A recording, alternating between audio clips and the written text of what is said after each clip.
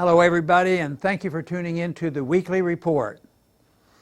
Many Americans have been shocked by recent revelations of the extent of sexual harassment in Congress.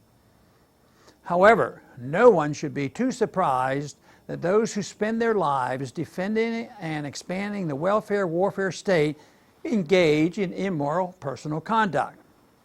It's only natural that an immoral system like the welfare warfare state tends to attract individuals likely to practice personal immorality.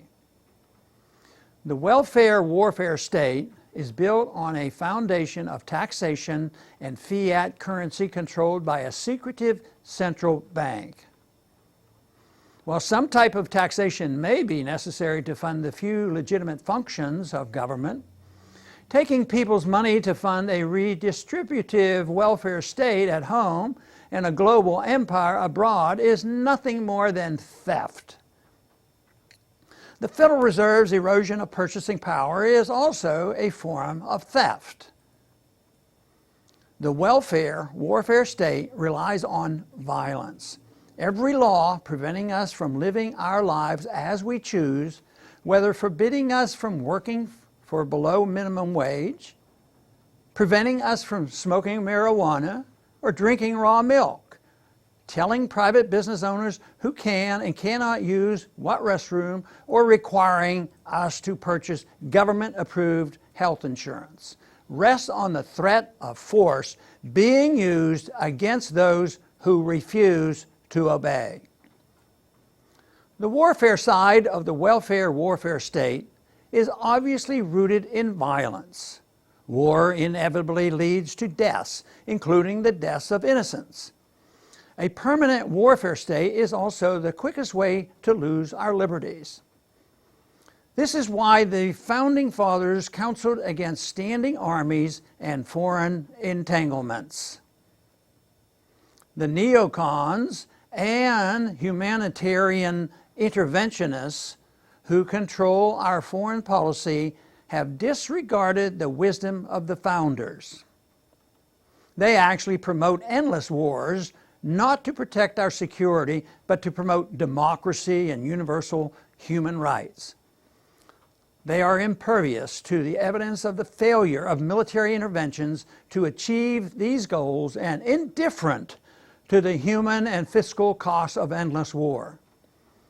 They dismiss the loss of innocent lives, including the death of children, as unavoidable collective damage, while using their influence in the media to spread pro-war propaganda. They also smear their opponents as aiding America's enemies and sympathizing with terrorists. No one holding political power wants to admit the system he supports is immoral and a failure.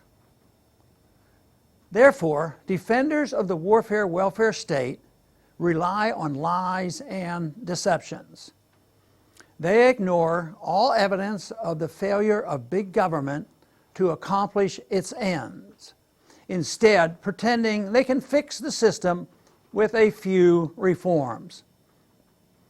They also work with allies in the media to promulgate the lie that without the welfare state, the masses would remain poor and uneducated, and without the welfare state, we would be overwhelmed by those who hate us for our freedoms.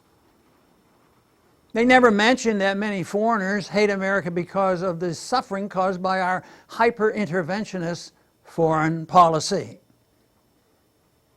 The welfare warfare state is built on violence and deceit. It is thus inevitable that many of those participating in this immoral system will combine their immoral politics with immoral personal conduct.